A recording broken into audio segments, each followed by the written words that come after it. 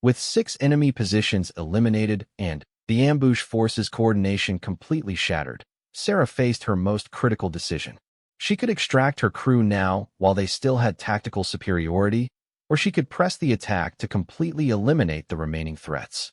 The choice was complicated by the fact that her helicopter was showing signs of damage from the prolonged engagement, and ammunition was running lower than she preferred for extended combat operations. Sarah chose to finish what she had started. The remaining enemy fighters still posed a significant threat to the trapped civilians, and she knew that incomplete victories in warfare often led to tragic consequences later. She had committed herself and her crew to saving every person in that convoy, and she wouldn't abandon that mission when success was within reach. Her decision reflected the warrior's mindset that had made her exceptional throughout her military career. The 7th enemy position was located in a cluster of large boulders near the valley's western entrance. This fighter had been smart enough to remain hidden during most of the engagement, avoiding the fate of his companions by staying disciplined and waiting for the right opportunity. As Sarah's helicopter approached, this enemy fighter revealed himself as perhaps the most dangerous opponent she had faced yet, an experienced soldier with excellent tactical instincts and superior marksmanship skills.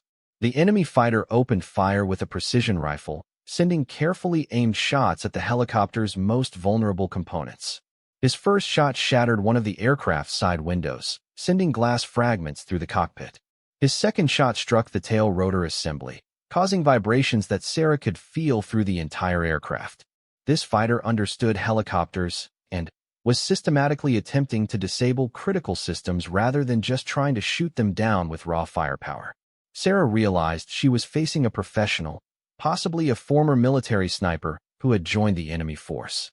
His shooting was too accurate, and his target selection too sophisticated for an ordinary insurgent fighter. This enemy understood that disabling the helicopter's flight controls would be more effective than trying to penetrate its armor with small arms fire. Sarah had to eliminate this threat quickly before he could inflict damage that would prevent her from completing the mission. Sarah's approach to this target required every skill she had developed during her years of flying. She used the valley's terrain features to mask her helicopter's approach, flying so low that her landing skids scraped against loose rocks. The enemy sniper was tracking her movement, but the complex terrain made it difficult for him to maintain a clear shot. Sarah varied her speed and altitude constantly, never presenting a steady target for more than a few seconds at a time. When Sarah finally had a clear approach to the sniper's position, she discovered that he had prepared for exactly this kind of aerial attack. The fighter had positioned himself in a location that could only be approached from one direction, and he was ready with a rocket-propelled grenade when Sarah's helicopter came into view. The tactical situation had suddenly become a deadly game of chicken. Whoever acted first would likely win, but hesitation would mean certain death. Sarah made her choice with split-second timing. Instead of trying to outmaneuver the RPG, she flew directly at the enemy position at maximum speed. The enemy fighter fired his weapon when the helicopter was less than 50 yards away, but Sarah's aggressive approach had rattled his timing. The rocket passed just over the aircraft's main rotor, while Mike's machine gun fire eliminated the threat permanently. Sarah pulled up sharply to avoid crashing into the rocks, her heart racing from the closest call yet. The 8th enemy fighter was positioned in an almost impossible location, a narrow crevice high up on the valley's southern wall that provided excellent concealment and protection. This fighter had been supporting the others with accurate rifle fire, but his position was so well protected that conventional attack methods would be ineffective. Sarah realized she would need to use the helicopter's unique capabilities to reach this seemingly untouchable enemy. Sarah's solution involved a maneuver that pushed both her aircraft and her skills to their absolute limits. She brought the helicopter into a hover directly against the cliff face, using the aircraft's rotor system to maintain position while Mike engaged the target from an impossible angle. The helicopter's skids were actually touching the rock wall, and Sarah had to make constant corrections to prevent the rotors from striking the cliff. It was flying that belonged more in a stunt show than a combat operation, but it worked perfectly. Mike's fire reached into the enemy fighter's hiding place with devastating effect. The fighter had no escape route and no protection from this unexpected angle of attack. Within seconds, Another threat was eliminated, and Sarah carefully backed the helicopter away from the cliff face. Her crew's confidence in her flying abilities had allowed them to attempt something that would have been impossible with a less skilled pilot. The 9th and 10th enemy fighters made the mistake of trying to coordinate their final attack on the helicopter. These two soldiers had apparently decided that their only chance of survival was to eliminate Sarah's aircraft before she could engage them individually. They revealed their positions simultaneously, opening fire with automatic weapons from opposite sides of the valley in a coordinated crossfire attack. Sarah had been expecting something like this. Professional fighters would eventually try to work together to overcome her tactical advantages, and she had prepared for this possibility. Her response was to use the helicopter's agility in a way that turned the enemy's coordination against them. She flew directly between their positions at high speed, forcing them to risk hitting each other if they continued firing. Mike and Jen engaged both targets simultaneously from opposite doors of the helicopter. Their accurate fire, combined with the enemy fighters' confusion about targeting angles, eliminated both threats within seconds. Sarah's crew had become a perfectly coordinated fighting unit, each member understanding their role and executing their responsibilities with precision that would have impressed veteran special operations soldiers. The 11th enemy fighter was perhaps the most desperate of all. This soldier had watched his entire unit get systematically destroyed by Sarah's unconventional tactics, and he made the fatal mistake of abandoning his concealed position to attempt a direct assault on the helicopter. Armed with only an automatic rifle and whatever grenades he could carry, he charged across open ground toward the valley floor where the convoy was positioned. Sarah saw the enemy fighter's movement immediately. His decision to abandon cover made him an easy target, but it also revealed his intention to attack the civilians directly. Sarah couldn't allow this fighter to reach the convoy, even though engaging him would require flying into the path of his automatic weapons fire. She chose to accept the risk, trusting in her crew's abilities and her helicopter's armor to protect them during the final engagement. The enemy fighter's automatic rifle chattered as he fired at the approaching helicopter, but his shots were poorly aimed due to his movement and desperation. Mike's return fire was calm and accurate, eliminating the threat before it could reach the civilian convoy. Sarah felt a surge of satisfaction as she realized they had now accounted for 11 of the 12 enemy fighters that Captain Thompson had initially reported. The 12th and final enemy fighter presented the greatest challenge of all, not because of superior equipment or position, but because he had learned from watching Sarah's tactics throughout the engagement. This fighter had remained completely hidden, studying her methods and waiting for the perfect opportunity to strike. When Sarah began searching for the last threat, she was essentially hunting an enemy who understood her capabilities and had prepared specifically to counter them. The final enemy fighter had positioned himself in a location that Sarah had already searched, using her own success against her. He had correctly calculated that she would be less likely to re-examine areas where she had already eliminated threats. His patience and tactical understanding Sarah's plan crystallized in her mind with perfect clarity. Instead of continuing to react to enemy fire, she would take control of the battle by using her helicopter's mobility to attack each enemy position individually. It was a tactic that had never been attempted in exactly this way, combining elements of close air support, special operations, and pure aerial combat in a method that military strategists would later study in amazement. The key to her plan was understanding that the enemy fighters were positioned to ambush aircraft flying predictable patterns at medium altitude. They had prepared for conventional military responses, helicopters that would maintain safe distances while calling for backup, or aircraft that would attempt to suppress fire from long range. Sarah would do neither. She would bring the fight to them at close range, using the helicopter's agility and her crew's skills to eliminate threats one by one. Sarah began by identifying the most dangerous enemy position, an RPG team positioned on a rocky outcrop about 300 feet above the valley floor. This team had the best angle on the convoy and had come closest to hitting her helicopter. They were well concealed behind natural rock formations, making them difficult targets for Mike's machine gun from their current position. Sarah decided to eliminate this threat first, even though it meant flying directly into their line of fire. She called out her intentions to Mike and Jen through the intercom, her voice calm and professional despite the chaos around them. Mike understood immediately and began adjusting his position to engage the target once Sarah maneuvered the helicopter into the right angle. Jen prepared to spot for additional threats while monitoring the tactical situation below. The coordination between the three crew members was flawless, each understanding their role in Sarah's audacious plan. Sarah dropped the helicopter to within 50 feet of the valley floor and accelerated directly toward the rocky outcrop where the RPG team was positioned. Her approach was unconventional. Instead of flying in a straight line or following terrain features, she used a series of sharp turns and altitude changes that made it nearly impossible for the enemy to predict her exact position. Bullets cracked past the aircraft as automatic weapons tried to track her movement, but Sarah's flying was too erratic for accurate fire. The RPG team fired their weapon when the helicopter was still 200 yards away, clearly hoping to catch Sarah in a predictable flight path. But Sarah had anticipated this move. At the moment she saw the weapon's smoke signature, she threw the helicopter into a steep climbing turn that brought her above and behind the enemy position. The rocket passed harmlessly below them while Sarah positioned Mike for a perfect shot at the now exposed fighters. Mike's machine gun opened fire with devastating effect. The RPG team had no cover from their rear, and Mike's accurate fire eliminated both fighters within seconds. Sarah immediately banked away from the position, using the rocky terrain to mask their movement while seeking the next target.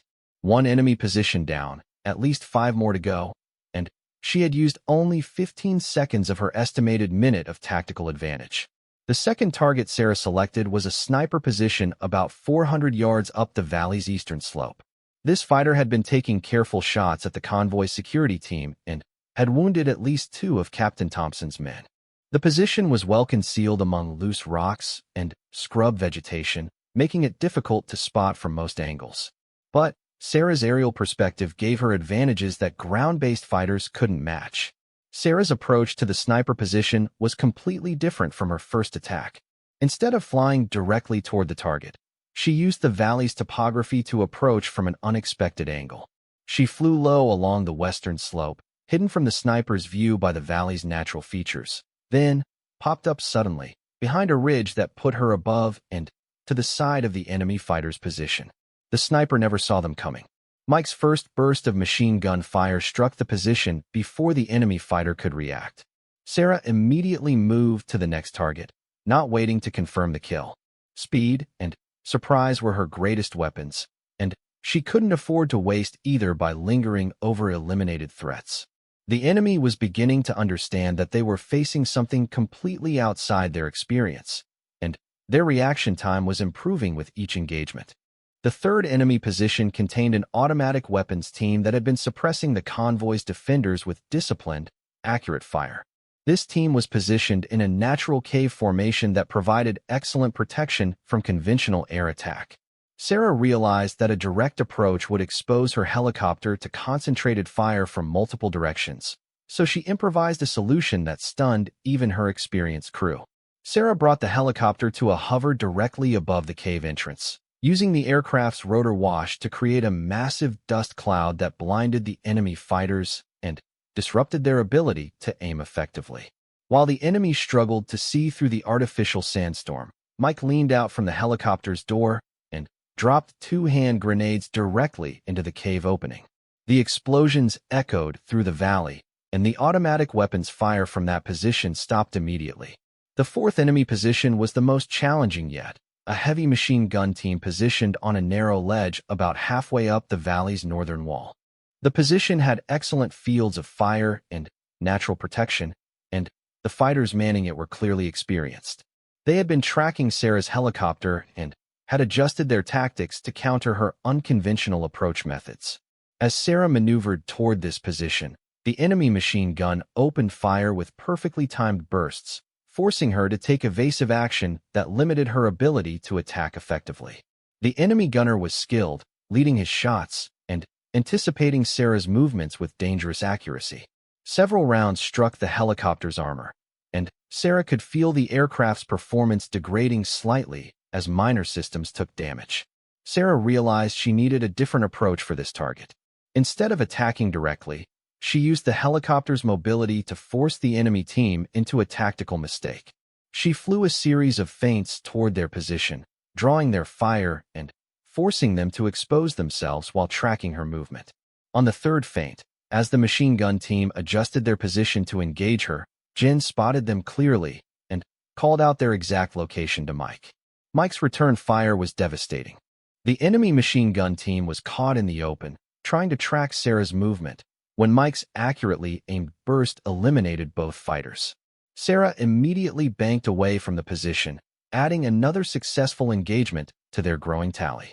But she was acutely aware that time was running short, and the remaining enemy fighters were beginning to coordinate their efforts against her. The fifth enemy position presented a new challenge: two fighters with portable surface-to-air missiles who had been waiting for the perfect shot opportunity. These weapons were far more dangerous than RPGs, capable of tracking and pursuing her helicopter even if she tried to evade. Sarah knew that once these missiles were launched, her aircraft's defensive systems would be severely tested. Sarah's solution to this threat was perhaps the most daring move of the entire engagement. Instead of trying to avoid the missile team, she flew directly toward them at maximum speed, staying so low that her landing skids were almost touching the rocky ground. Her plan was to force the missile operators to fire at such close range that their weapons wouldn't have time to arm properly, making them essentially useless. The tactic worked perfectly. The missile team fired both of their weapons when Sarah's helicopter was less than 100 yards away, but the missile's safety systems prevented them from arming at such short range. The weapons passed over and under the helicopter without exploding, while Mike eliminated both operators with precisely aimed machine gun fire. Sarah pulled up sharply to avoid hitting the cliff face, her heart pounding as she realized how close she had come to crashing into the rocks. By this point, the remaining enemy fighters were beginning to break discipline. They had expected to face conventional military tactics, not the kind of aggressive, close-range aerial combat that Sarah was conducting. Some fighters were repositioning frantically, trying to find better cover, while others were attempting to withdraw from the engagement entirely. Sarah could sense their growing panic and confusion, and she pressed her advantage relentlessly. The sixth enemy position was eliminated quickly as the fighter manning it made the mistake of trying to relocate while Sarah's helicopter was in the area. Mike's accurate fire caught the enemy soldier in the open, and another threat was removed from the tactical equation. Sarah was methodically working her way through the ambush force, using speed and aggression to overcome their numerical advantage. As she prepared to engage the remaining enemy fighters, Sarah realized that her unconventional tactics had achieved something remarkable. In less than 60 seconds, she had eliminated 6 enemy positions and completely disrupted what had been a carefully coordinated ambush. The convoy below was no longer taking effective enemy fire, and Captain Thompson's security team was beginning to organize a counterattack against the remaining threats. But Sarah wasn't finished yet. There were still enemy fighters active in the valley, and she wouldn't consider her mission complete until every threat was eliminated and the civilians were safe. The most dangerous part of her plan was still ahead, the final 30 seconds that would determine whether her audacious gamble would end in victory or tragedy. The first rocket-propelled grenade screamed past Sarah's helicopter with only inches to spare, the heat from its exhaust washing over the aircraft as it exploded against the rocky mountainside behind them. The blast was deafening even through their helmets, and Sarah felt the helicopter shudder from the concussion wave. Mike's voice cut through the chaos on the intercom, confirming what they all now knew with absolute certainty. They were in the middle of a carefully planned ambush. Sarah's training kicked in immediately. Years of emergency procedures and combat simulations had prepared her for this moment, even though the reality was more intense than any training exercise could simulate. She threw the helicopter into a sharp banking turn, using the aircraft's agility to make them a harder target while she assessed the situation below. Her mind was working at lightning speed, processing multiple threats and calculating options that could keep her crew alive while still accomplishing their mission. From her pilot's seat, Sarah could see muzzle flashes erupting from at least 6 different positions in the rocks above the valley. The enemy had chosen their ambush site perfectly, high ground that provided excellent fields of fire while offering natural cover and concealment. The trapped convoy was positioned in the center of the valley floor, making any rescue attempt extremely dangerous. Enemy fighters were using the civilians as human shields, knowing that military rules of engagement would limit how Sarah's crew could respond. Mike immediately began returning fire with the helicopter's door-mounted machine gun, sending streams of tracer rounds toward the enemy positions. His experience showed as he picked his targets carefully, trying to suppress the enemy fire without endangering the civilians below. Jin moved to the opposite door, preparing to provide medical aid to anyone they might rescue, while also serving as a second pair of eyes to spot threats. The coordination between the three crew members was seamless, the result of months of working together in dangerous situations. The second RPG came from a different direction, confirming Sarah's worst fears about the tactical situation. They weren't facing a small group of opportunistic fighters. This was a coordinated ambush by experienced enemy soldiers who had planned every detail. The rocket passed beneath the helicopter's belly, close enough that Sarah could hear the whoosh of its passage over the sound of her rotors. She realized that the enemy was trying to force her into a specific area of the valley where they could concentrate their fire and finish off her aircraft. Sarah refused to play by their rules. Instead of following the path they expected, she used her helicopter's maneuverability to stay unpredictable. She varied her altitude constantly, sometimes dropping to just a few feet above the valley floor, other times climbing rapidly to change the angle of enemy fire. Her flying was aggressive and precise, pushing the helicopter to its limits while maintaining perfect control. Every movement was calculated to protect her crew while positioning them to help the people trapped below. The radio crackled with frantic calls from Captain Thompson, the convoy's security leader. His voice was strained but professional as he tried to coordinate with Sarah's crew while directing his own people's defensive efforts. He reported at least 12 enemy fighters in elevated positions around the valley, armed with heavy weapons and using military-grade tactics. Several civilians had already been wounded in the initial volley of fire, and the convoy's vehicles provided minimal protection against the enemy's elevated firing positions. Sarah made a decision that went against every tactical manual she had ever studied. Instead of maintaining a safe distance and calling for backup, she would bring her helicopter down into the valley and conduct the rescue under direct enemy fire. It was dangerous beyond reason, but she could see that the civilians wouldn't survive long enough for reinforcements to arrive. The enemy was already moving closer to the convoy's position, and it was clear they intended to eliminate all witnesses to their ambush. As Sarah began her descent into the valley, enemy fire intensified dramatically. Bullets sparked off the helicopter's armored sections, and she could hear the distinctive crack of high-velocity rounds passing close to the aircraft. The enemy had automatic weapons, sniper rifles, and at least 3 RPG teams that she could identify. They were well-equipped and disciplined, not the type of fighters she usually encountered in this region. Someone had invested significant resources in planning and executing this ambush. Mike's machine gun chattered constantly as he engaged multiple targets, forcing enemy fighters to keep their heads down and disrupting their ability to take careful aim. His marksmanship was exceptional. Every burst of fire was directed at specific threats, and Sarah could see several enemy positions go silent after Mike engaged them.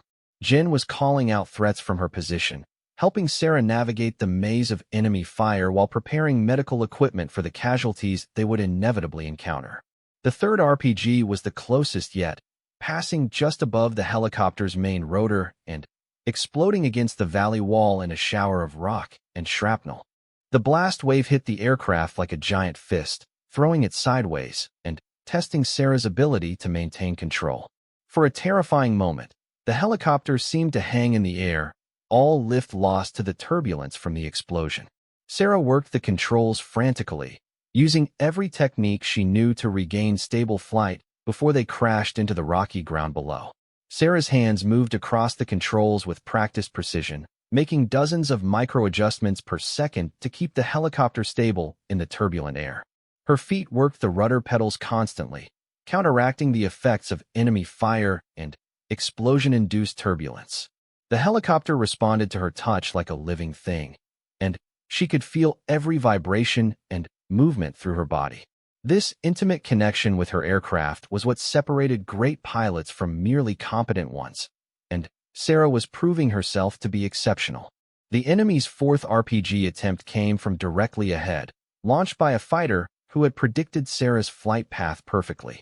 The rocket streaked toward the helicopter's nose, and for a split second it seemed like a direct hit was inevitable. Sarah saw the weapon's smoke trail and reacted with reflexes that surprised even her. She pulled the helicopter into a violent sideways slip, tilting the aircraft almost 90 degrees and dropping altitude rapidly. The RPG passed harmlessly to their right, but the evasive maneuver brought them dangerously close to the valley floor. Captain Thompson's security team was fighting desperately from behind their disabled vehicles, but they were severely outgunned and outnumbered. Thompson himself was wounded, blood streaming from a shrapnel cut across his forehead, but he continued directing his people's defense while coordinating with Sarah's crew. His team included 2 other former military personnel and several civilian contractors who had basic weapons training, but they were facing professional fighters who held every tactical advantage. Sarah could see the civilians huddled behind the convoy's vehicles, some clearly wounded and all terrified. There were about 15 people total, aid workers, engineers, and local Afghan civilians who had been hired for the construction project. Among them were 2 women and a teenage boy who couldn't have been more than 16 years old. The sight of these innocent people trapped in a war zone strengthened Sarah's resolve to get them out alive, regardless of the personal risk to herself and her crew. The enemy fighters were beginning to move closer to the convoy, using cover and concealment to advance while maintaining suppressive fire on Sarah's helicopter. Their tactics were sophisticated. They moved in coordinated bounds, with some fighters providing covering fire while others changed positions. Sarah realized that they were planning to assault the convoy directly, probably intending to capture some of the civilians for propaganda purposes while eliminating the rest as witnesses. Sarah knew she had to act fast. The enemy was about to overrun the convoy's defensive perimeter, and her helicopter was taking increasingly accurate fire as the fighters adjusted their aim. She had already identified several enemy positions, and Mike had managed to silence at least 2 of them with his machine gun. But there were still too many active threats for a conventional rescue operation to succeed. As bullets continued to spark off her helicopter's armor and the sound of automatic weapons filled the air, Sarah began formulating a plan that was so audacious it bordered on insane. She would use her helicopter not just as a transport vehicle, but as a weapon of war. She would turn the enemy's own tactics against them, using speed, aggression, and surprise to eliminate the threats one by one. It was a plan that required perfect execution and split-second timing, but Sarah believed it was their only chance of saving the trapped civilians. The enemy's 5th RPG attempt confirmed that they were getting more accurate with each shot. The rocket exploded close enough to the helicopter that shrapnel rattled against the aircraft's skin like deadly hail. Sarah felt the controls grow heavier as some of the helicopter's systems took damage, but everything essential was still functioning. She had perhaps 60 seconds before the enemy's increasing accuracy made their position untenable. It was time to stop playing defense and take the fight directly to the enemy. Lieutenant Sarah Chin never imagined that her quiet Tuesday morning would end up in military history books. She woke up at 0500 hours in her cramped quarters at Forward Operating Base Wildcat, located in the rugged mountains of eastern Afghanistan. The base was small, housing only about 200 soldiers, and Sarah was one of just 3 helicopter pilots stationed there. Her job was simple but crucial: transport supplies, evacuate wounded soldiers, and provide aerial support when needed. Sarah had joined the military 7 years earlier, fresh out of college with a degree in aerospace engineering. She came from a family of immigrants who had worked tirelessly to give their children opportunities they never had. Her father ran a small restaurant in San Francisco's Chinatown, and her mother worked as a nurse at the local hospital. They had saved every penny to put Sarah through school, and when she announced she was joining the military, they were both proud and terrified. Her path to becoming a pilot wasn't easy. The training was intense, physically and mentally demanding. Sarah had to prove herself in a field dominated by men, where every mistake was scrutinized more closely because of her gender. But she was determined, disciplined, and had a natural ability to think clearly under pressure. Her instructors noticed early on that she had exceptional spatial awareness and could make split-second decisions that often saved crucial time and resources. Sarah's aircraft was a UH-60 Black Hawk helicopter, a versatile machine that could handle various missions. She knew every bolt, wire, and system in that aircraft. During her downtime, she would study technical manuals, practice emergency procedures, and run simulations. Her crew chief, Sergeant Mike Rodriguez, often joked that Sarah knew the helicopter better than its manufacturers. Mike was a veteran with 15 years of experience, and he had worked with many pilots. He respected Sarah's dedication and trusted her completely. The third member of their usual crew was Corporal Jennifer Walsh, a medic and door gunner. Jen was tough as nails, with a quick wit and an ability to stay calm in the most chaotic situations. She had saved countless lives during medical evacuations and had become like a sister to Sarah during their months of working together. The three of them formed a tight-knit team that had successfully completed over 200 missions without losing a single person under their care. On that particular Tuesday morning, Sarah's mission seemed routine. She was assigned to transport medical supplies to a remote outpost about 50 miles north of their base. The outpost had been running low on antibiotics and surgical equipment, and several soldiers there were recovering from injuries sustained in recent operations. The weather was clear, visibility was excellent, and intelligence reports indicated no unusual enemy activity in the area. Sarah conducted her pre-flight inspection methodically, checking every system twice. The helicopter was loaded with medical supplies, extra ammunition for the outpost's defenders, and some personal mail that had been delayed due to recent security concerns.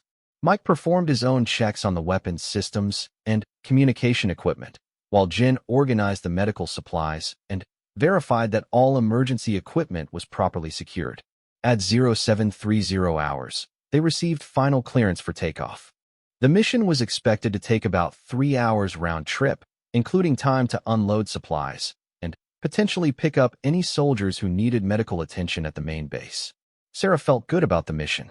The helicopter was running perfectly, her crew was ready, and the route they would take was familiar territory they had flown many times before. As they lifted off from forward operating base Wildcat, Sarah couldn't shake a small feeling of unease that she couldn't quite explain. She had learned to trust her instincts during her years of flying, and something felt different about this morning. The intelligence briefings had been routine, but there had been scattered reports of increased enemy radio chatter in the region. Nothing specific enough to change their mission, but enough to keep everyone slightly more alert than usual. The flight to the outpost was smooth and uneventful. They followed their planned route through the mountain valleys, staying low to avoid detection and maintaining radio contact with their base. The landscape below was rugged and beautiful, with snow-capped peaks rising into the clear blue sky. Sarah loved this part of flying, the freedom of soaring through the mountains, even though she never forgot the dangers that lurked in the seemingly peaceful terrain below. About halfway to their destination, they received a radio call that would change everything. The voice of their commanding officer, Colonel Williams, crackled through their headsets with urgency that immediately got everyone's attention. There had been an unexpected development. A convoy of civilian contractors working on a road construction project had broken down in a valley about 20 miles east of their current position. The contractors included engineers, local workers, and several international aid volunteers who were helping build infrastructure to connect remote villages. The convoy's security team had reported mechanical problems with 2 of their vehicles, and they were requesting immediate assistance. What made the situation more concerning was that they were in an area where enemy activity had been reported sporadically over the past few weeks. The convoy was vulnerable, stranded in open terrain without adequate cover, and there were no other military assets close enough to respond quickly. Colonel Williams gave Sarah's crew a choice. They could continue to their original destination and complete their planned mission, or they could divert to assist the stranded convoy. The decision wasn't really a choice at all. Sarah knew they couldn't leave civilians stranded in potentially hostile territory. Mike and Jen agreed immediately. They altered their course and headed toward the convoy's location, not knowing they were flying directly into a carefully planned trap. The enemy had been monitoring military radio frequencies for weeks, learning patrol patterns and mission schedules. They had sabotaged the convoy's vehicles and were using the stranded civilians as bait to lure military aircraft into an ambush. 12 highly trained fighters had positioned themselves in concealed positions around the valley, armed with rocket-propelled grenades, heavy machine guns, and surface-to-air missiles. They had been waiting for exactly this kind of opportunity. As Sarah's helicopter approached the convoy's location, everything appeared normal from the air. The vehicles were stopped on a dirt road that wound through the valley floor, with people moving around them apparently working on repairs. The terrain was challenging, steep rocky slopes on both sides of the valley, with limited places where a helicopter could land safely. Sarah began looking for the best approach to set down near the convoy without putting her aircraft in unnecessary danger.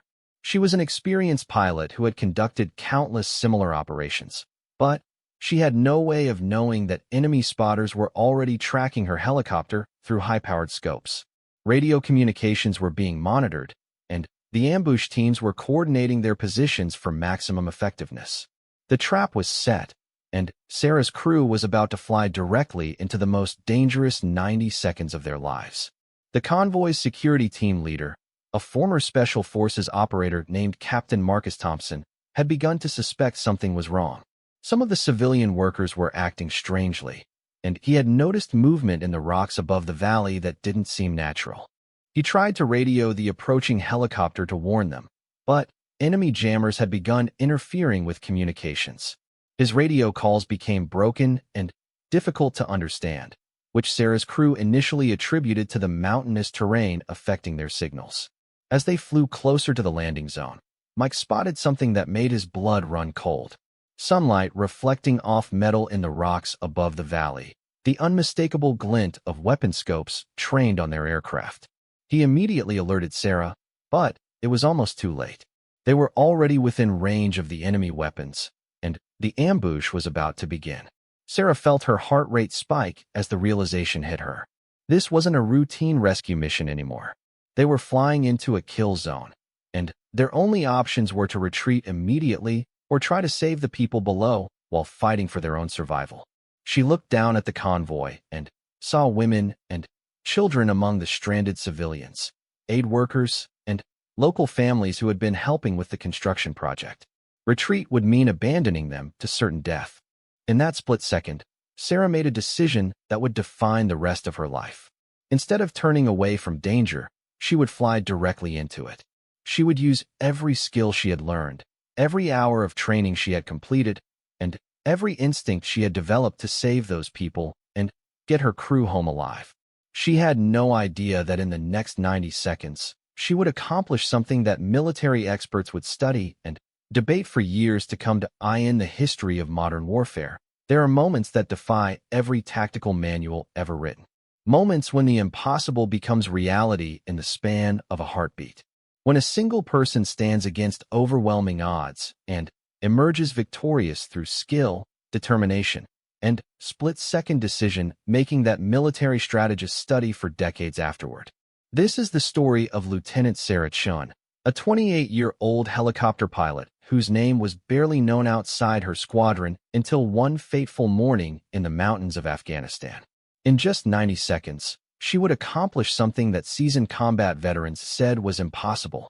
She would face 12 enemy fighters in an ambush designed to be her death trap, and she would not only survive but eliminate every single threat while protecting her wounded crew and a convoy of civilians below. What makes this story even more remarkable is that Sarah wasn't supposed to be in combat that day. She wasn't part of an elite special forces unit. She was a transport pilot, trained to carry supplies and evacuate wounded soldiers. But when chaos erupted in those mountains, when her aircraft was surrounded by enemies who thought they had cornered easy prey, Sarah Chun proved that heroes aren't born from circumstances. They're forged in the fire of impossible moments. This is her story. This is the 90 seconds that changed everything.